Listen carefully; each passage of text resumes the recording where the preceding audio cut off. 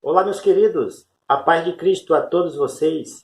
Que bom que nós estamos aqui para mais uma pré-aula da nossa escola bíblica dominical. Que bom que Cristo, nosso Senhor Jesus, nos deu mais esta oportunidade para estarmos aqui gravando para você, querido aluno, professor, comentários, subsídios, informações que muito acrescentarão aí no aprendizado da palavra de Deus.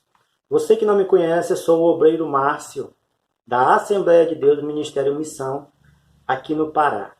Seja muito bem-vindo, já lhe convido, caso você goste deste vídeo, se inscrever no canal, compartilhar e ajudarmos nós a publicar ainda mais a palavra de Deus. Você que já nos acompanha, seja muito bem-vindo. Sem perca de tempo, nós publicaremos aqui neste vídeo a lição número 3 da classe de adultos. Esta lição aqui, geral, que tem como tema geral o tabernáculo. Símbolos da obra redentora de Cristo. Nós estamos estudando todas as peças, as partes do tabernáculo este trimestre. Partes esta que tem uma simbologia muito profunda com relação à obra redentora de Cristo. Convido a você a nos acompanhar aqui para aprendermos juntos aqui quão importante e valiosa é estas lições deste trimestre.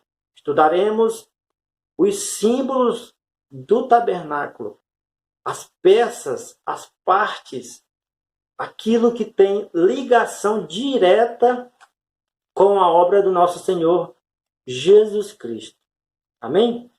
A lição é a lição número 3 e o tema é Entrando no Tabernáculo, o Pátio. Acompanhe conosco na tela. Eu sou a porta. Se alguém entrar por mim, salvar-se-á, e entrando e sairá e achará pastagens. João capítulo 10, versículo 9. A verdade prática diz: para entrar à presença de Deus no lugar santíssimo, o pecador deve passar por uma única porta, que é Jesus. A leitura bíblica em classe diz: farás também o pátio do tabernáculo ao lado do meio-dia para o sul. O pátio terá cortinas de linho fino torcido, e comprimento de cada lado será de 100 côvados. Também as suas 20 colunas e as suas 20 bases serão de cobre. Os colchetes das colunas e as suas faixas serão de prata. Assim também do lado do norte as cortinas na longura serão de 100 côvados de comprimento, e as suas 20 colunas e as suas 20 bases serão de cobres. Os colchetes das colunas e as suas faixas serão de prata. E na largura do pátio do lado do ocidente haverá cortinas de 50 côvados, e as suas colunas 10, e as suas bases 10.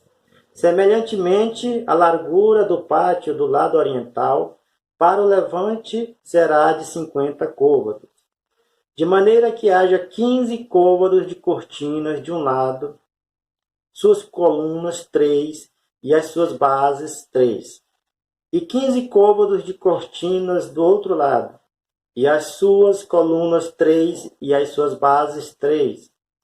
E à porta do pátio haverá uma coberta de 20 côvados de pano azul e púrpura e carmesim e linho fino torcido, de obra de bordador, as suas colunas 4 e as suas bases 4.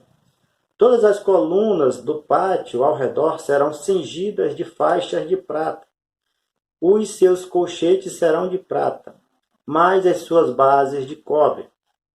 O comprimento do pátio será de 100 côvados, e a largura de cada banda de 50, e a altura de 5 côvados, de linho fino torcido, mas as suas bases serão de cobre. No tocante a todos os utensílios do tabernáculo, em todo o seu serviço, até todos os seus pregos, e todos os pregos do pátio serão de cobre. Então, meus queridos, nós vemos aqui toda uma ordenança de Deus, entregando aí medidas, entregando aí modelos de objetos, entregando aí também, falando para Moisés, modelos de panos, de objetos, de metais, de pedras preciosas, tudo que envolveria a construção do tabernáculo. Nós vemos aí que a medida a qual a nossa leitura bíblica em classe fala é de côvados. E os côvados, trazendo para os dias de hoje, dá aproximadamente 45 centímetros. Antigamente, eles mediam da ponta do cotovelo até o dedinho, o segundo dedo da mão. Então, eles tinham esta medida aqui que dava aproximadamente 45 centímetros. A partir deste ponto, dá para nós calcularmos mais ou menos a base do tamanho do tabernáculo, a qual Deus mandou Moisés fazer no deserto. Nós veremos aqui mais na frente estas lições. Acompanhe comigo na tela a introdução da nossa lição. O tabernáculo representa um grande símbolo espiritual para o povo de Israel. Ali Deus se centraliza no meio do seu povo. E ele esperava que essa nação conhecesse isso. Nessa perspectiva, estudaremos acerca da posição do pátio do tabernáculo entre tribos de Israel. Descreveremos a construção da cerca do pátio e conheceremos mais sobre o sentido da porta principal do pátio. Cada imagem nos revelará um valor espiritual edificante concernente à obra expiatória de Cristo. Nesta lição, nós temos aqui pontos e subpontos, 4 pontos, e dentro desses 4 pontos, subpontos. Acompanhe conosco. O primeiro ponto é o pátio entre as tribos de Israel.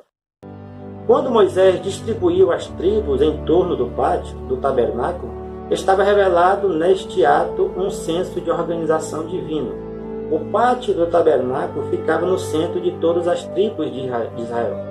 Era o símbolo de que Deus estaria no meio do seu povo. Então, o pátio, meus queridos, nós vemos aí que, em primeiro momento, é o símbolo de Deus no meio do povo. Existiam as tribos de Israel espalhadas ao redor do pátio, e Deus então ordena a Moisés para que ele fizesse o pátio no meio das tribos, simbolizando aí Deus no meio do seu povo. O primeiro subtópico fala as montagens provisórias do tabernáculo. A palavra de Deus mostra que a construção do pátio teve como primeira etapa a montagem da estrutura do tabernáculo no Sinai. Isso ocorreu no primeiro dia do primeiro mês do segundo ano, após a saída do povo judeu do Egito. Isto é, 14 dias antes da celebração da Páscoa. Então nós vemos que depois que eles saíram do Egito, saíram da escravidão do Egito, um ano após, então, Deus deu a orientação para que eles fizessem, então, no deserto, o tabernáculo. No primeiro momento, o tabernáculo foi construído de maneira fixa no Gilgal, depois foi passado para Siló, lá no território de Efraim, e anos após, através do reinado de Davi, ele foi feito de maneira fixa em um só local e não mais se movimentou. Antigamente, à medida em que a nação de Israel, os hebreus, iam avançando em direção à terra prometida, este tabernáculo ia sendo desmontado e montado em outro acampamento, em outro momento em que eles iriam acampar. Então, à medida que eles iam avançando, eles iam desmontando o tabernáculo e avançando. As medidas, o tabernáculo até este momento era provisório. Era provisório porque precisariam então eles se movimentar, toda a nação se movimentar e o tabernáculo ir junto, né? Os levitas, eles eram responsáveis por carregar as peças do tabernáculo, por ajudar então os sacerdotes nesta obra tão excelente. Após alguns anos, com o reinado de Davi, o tabernáculo se torna fixo e depois por Salomão, e no final, já no tempo de Jesus, o rei Herodes também, ele termina este templo fixo, a qual não seria mais móvel, mas inicialmente ele era móvel. O segundo subtópico dessa lição diz: a posição do pátio do tabernáculo. Para entender a organização das tribos em torno do pátio do tabernáculo, é preciso compreender o propósito divino, resumindo em Êxodo 25:8. E me farão um tabernáculo, e me farão um santuário, e habitarei no meio deles. Aqui está a expressão, a vontade de Deus em ser o centro do seu povo. A localização geográfica do tabernáculo, o centro do acampamento, e de frente para o oriente, isto é, voltado para o levante do sol, revela exatamente a vontade de Deus em habitar no coração do povo de Israel. Ora, Ele é quem deve estar no centro do nosso coração. Deus é quem deve dominar a nossa mente e vida. Então nós vemos que o propósito de Deus em fazer o tabernáculo no centro da nação de Israel não era para ele estar no centro da nação física, mas o propósito e a simbologia, o significado é que Deus viesse habitar no centro do nosso ser, no centro do nosso coração. O propósito de Deus ao longo dos anos sempre foi o coração do homem, sempre foi atingir o coração do homem, sempre foi fazer com que o homem se voltasse para Deus, porque inicialmente Adão e Eva foi criado para adorar ao Senhor dos Senhores. Houve então a entrada do pecado, a desobediência, o pecado afastou o homem de Deus, e Deus então neste momento usa de estratégia para que o homem possa então se voltar novamente a Deus. A simbologia do tabernáculo no meio do povo simboliza o interior do homem voltado a Deus. O homem está totalmente centrado nas coisas de Deus, na vontade de Deus, em direção a Deus, e ele ser dependente então da presença de Deus. O terceiro tópico fala a posição do exército de Israel em torno do tabernáculo. De frente para a porta principal de acesso ao tabernáculo, o exército de Judá, Isacar e Zebulon estavam posicionados na porta principal do pátio do santuário. Junto, esses exércitos somavam 186.400 homens. Números 2, 3, 9. Aos fundos do oeste para o ocidente, na retaguarda do pátio do tabernáculo, estavam as tropas de Efraim, 180.100 homens, números 2, 18 e 23. Ao norte, na lateral do tabernáculo, encontravam-se as hostes de Naftali, Dan e Aser. Juntas somavam 157.600 homens, números 2, 25 e 30. Ao sul, na outra lateral do tabernáculo, estabeleceram-se os exércitos de Ruben, Simeão e Gate, 151.450 homens, números 2, 12, 19. Ao todo eram 613.550 homens acima de 20 anos de idade que estavam em torno do pátio do tabernáculo. Meus queridos, através dessas informações nós vemos aí que somente homens existiam em mais de 613.000 homens. Se nós fôssemos juntar aí homens e mulheres, né, crianças, né, toda a sua família, os homens com suas famílias, estudiosos falam que existiria em torno aí de quase 3 milhões de pessoas que estavam aí peregrinando no deserto em busca, em direção à terra prometida. Toda esta multidão de gente sendo conduzida pelo seu líder, Moisés, que era instruído todos os dias por o Senhor nosso Deus, pelo Senhor Rei dos Reis, pelo Senhor que criou os céus e da terra. E nesta caminhada, e nesta peregrinação, a nação ia avançando rumo à terra prometida. Mas nós sabemos que hoje, meus queridos, através do Novo Testamento, isto tudo era símbolo da peregrinação da Igreja de Cristo aqui na terra, em busca, em direção a Canaã celestial. O livro de Hebreus nos fala muito bem sobre isso.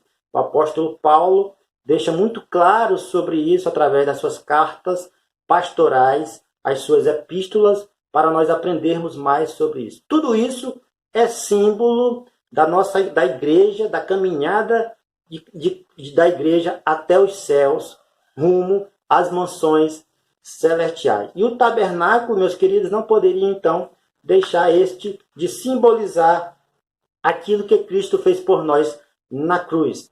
O segundo ponto fala sobre a construção da cerca do pátio. O subtópico diz: o cortinado de linho branco da cerca do pátio. Uma cerca de 45 metros de comprimento com aproximadamente 2,25 centímetros de largura separava o tabernáculo das tribos ao redor. As 60 colunas de bronze, sobre as quais havia um cortinado de linho branco torcido, de aproximadamente 2,25 metros de altura, sustentava a cerca do pátio. Assim não se podia ver o que se passava no interior do pátio, senão a cobertura do tabernáculo. Queridos, por esta parte nós vemos aí que as pessoas que estavam fora não conseguiriam ver aquilo que estava acontecendo dentro do pátio. As pessoas que estavam fora, ou seja, as tribos que estavam fora, não acompanhariam, não viriam o que estava acontecendo dentro do pátio. Somente os levitas e os sacerdotes. A nação de Israel era uma nação que de hora e outra precisaria estar sendo reconciliada com Deus. E os sacerdotes, eles eram o intermediário desta reconciliação através dos sacrifícios, através dos animais que eram sacrificados dentro do pátio. Hoje nós sabemos que o nosso Cordeiro mudo, o Filho de Deus, foi o sacrifício perfeito. E através deste sacrifício, nós estamos reconciliados por Deus através de um único sacerdote, um único sumo sacerdote, que é o nosso Senhor Jesus. Ele foi o sacrifício perfeito que trouxe todo o povo que estava separado por Deus através do pecado a estar novamente reconciliado com o Senhor nosso Deus através do sangue do nosso Senhor Jesus, através da morte vigária de Cristo Jesus. O segundo ponto fala as colunas, cortinas, varais do pátio. As colunas de bronze eram feitas de madeira de acácia e ficavam presas na parte interior da cortina por base ou placas de bronze, colocadas sobre o solo. Já as cortinas eram costuradas uma a outra até formarem uma tela bem firme. Por sua vez, os varais encaixavam-se às colunas e ao cortinado da cerca. Tudo era metricamente encaixado. Então nós vemos aí que as medidas eram precisas. Deus passou milimetricamente as medidas para a nação de Israel. Todos eles tinham que fazer, os artesãos que foram contratados por Deus, precisavam então trabalhar de maneira milimetricamente, fazer as medidas igual ao Senhor ordenara. Moisés, como intermediador de Deus, do povo, ele teve então que passar todas as instruções para os artesãos, para que eles pudessem fazer tudo como o Senhor ordenara. O terceiro ponto fala acerca de linho, a santidade e a justiça de Deus. A parte reservada na esfera interna do pátio separava pelo linho branco torcido, revelava a santidade de Deus. Ali os sacerdotes ministravam os cerimoniais de sacrifícios pelos pecados do povo. Nesse sentido, o pátio do tabernáculo revelava que o pecador não tinha acesso ao Deus Santo, senão por meio do sacerdote. Deus é santo, Deus é justo, Deus ele não comete nenhuma falha, porque ele é perfeito, e nós seres humanos somos falhos. Então nós precisaríamos então de um sacerdote para poder nos aproximar de Deus, nos aproximar da santidade de Deus, para que pudesse ser feito algo, para que Deus pudesse então aceitar o sacrifício, aceitar aquilo que estava sendo oferecido para ele. Antigamente era um animal puro, sem defeito, que era entregue para ser sacrificado. Hoje em dia é o nosso corpo, nós somos sacrifícios vivos. A palavra de Deus nos diz que se nós quisermos seguir a Cristo, nós devemos renunciarmos a nós mesmos, às nossas vontades, e fazer com que Cristo reine em nós. A vontade de Cristo reine em nós, porque Ele é o nosso sumo sacerdote. Ele é quem fez tudo para que nós pudéssemos, então, nos aproximar do Senhor. O terceiro ponto fala o pátio do tabernáculo. O subponto diz, a porta do pátio, uma tipificação do único caminho. Para se entrar no pátio do tabernáculo, havia apenas uma porta. Esta porta dava acesso ao local sagrado, onde Deus habitava. Cristo, o nosso Senhor, é a verdadeira porta de acesso para todos os pecadores. Ele mesmo declarou, eu sou a porta. Se alguém entrar por mim, salvar-se-á, e entrará e achará pastagem. Essa palavra de nosso Senhor confirma toda a doutrina do Novo Testamento, que tem em Cristo um único caminho de entrada possível para chegarmos ao Pai. Ninguém vem ao Pai senão por mim. João 14, 6. Meus queridos, no pátio do tabernáculo só existia uma porta.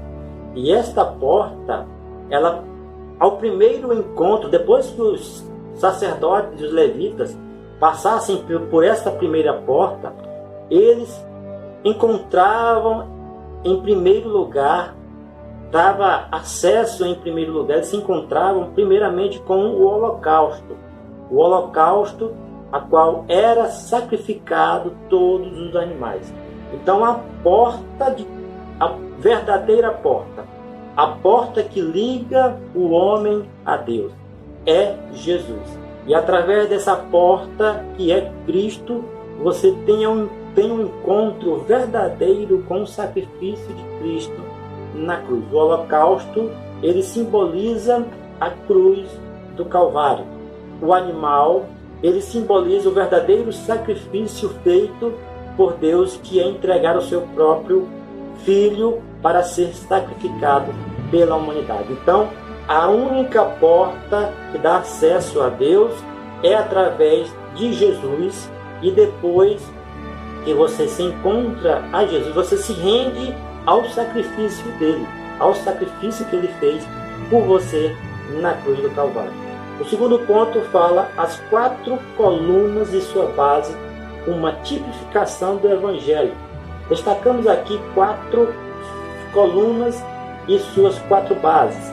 Essas bases e colunas sustentavam a porta principal do pátio. Esse fato nos faz rememorar os 4 evangelhos, Mateus, Marcos, Lucas e João. O maior instrumento que o ser humano tem para conhecer a pessoa bendita do nosso Senhor Jesus Cristo. Meus queridos, é importante, em primeiro lugar, todos aqueles que não têm um encontro real com Cristo, conhecer primeiro a pessoa de Cristo, conhecer os seus milagres, conhecer aquilo que ele fez por nós, conhecer a sua vida terrena, aquilo que ele fez aqui na vida terrena, as curas, os milagres, as ressurreições, né, tudo que ele fez aqui na terra.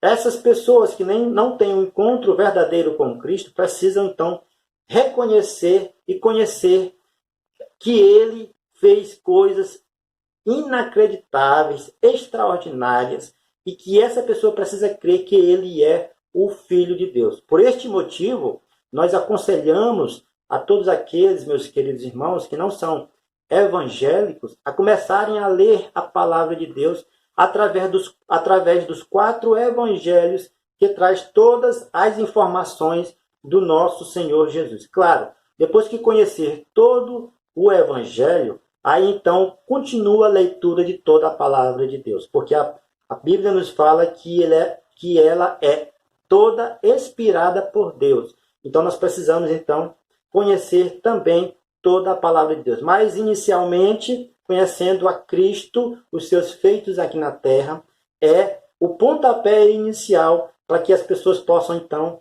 crer no Senhor Jesus. Quem crê em Cristo, quem crê no Senhor Jesus será salvo. O terceiro subtópico fala as cores da cortina de entrada, diversos tipos. Azul, púrpura, carmesim e branco eram as cores da cortina de entrada ao pátio. Nas Sagradas Escrituras, as cores sempre simbolizam aspectos importantes da fé. Muitas igrejas de tradições cristãs distintas, como as episcopais, as reformadas e até mesmo algumas pentecostais, observam o que convencionou chamar de calendário litúrgico. Nele, os dias comemorativos são inspirados por cores. Essa prática está ancorada nas comemorações litúrgicas do povo de Deus do Antigo Testamento. Hoje, por exemplo, nós vemos aí que o símbolo do sangue de Cristo é o vermelho, né? É o carmesim. O carmesim é uma cor viva, parecida com o vermelho, e é o símbolo do sangue de Jesus. É o símbolo do sofrimento e da humilhação que Cristo fez na cruz. O azul, por exemplo, simboliza o céu. A púrpura, a realeza. E o branco lembra a ideia de justiça e perfeição. Então nós vemos aí que as cores também têm um simbolismo real. E a entrada do pátio, a porta da entrada do pátio, tinha todas essas cores, simbolizando aí toda a perfeição de Cristo, simbolizando aí, indicando para Cristo em todos os aspectos. Portanto, meus queridos irmãos, meus queridos alunos, meus queridos visitantes, tenham isso em mente, que Cristo sempre foi e sempre será, e não tem como se achegarmos a Deus através de outras religiões, a não ser aquela que pregue que Cristo é o Filho de Deus vivo. A não ser aquela que pregue que Jesus, ele é o caminho, ele é a verdade e ele é a vida. Não há outro meio de se achegarmos a Deus através de outras coisas, somente por Cristo. O pátio simboliza muito bem, o cercado do pátio simboliza isso muito bem. O branco dá a entender a santidade de Deus, a porta que existia na entrada do pátio, com todas as cores, indicava para Cristo. A porta do pátio é a simbologia exata de Cristo, e após adentrar no pátio, você vê o sacrifício, você vê ali o holocausto, que ele é o principal motivo de nós estarmos aqui. Se não fosse a cruz de Cristo, nós não estaríamos aqui falando dele, falando do seu grande amor. Se você não entende muito bem o tipo e o layout do pátio, eu aconselho você a fazer uma pesquisa, a ver o vídeo anterior, que eu tenho um desenho no quadro, falando um pouco do pátio, falando um pouco do cercado, falando um pouco da tenda do testemunho, falando das partes que existiam ali dentro, né? E eu aconselho a você assistir tudo isso, tá bom? Fiquem todos na paz e até a próxima aula, se assim Cristo, o nosso Senhor, nos permitir.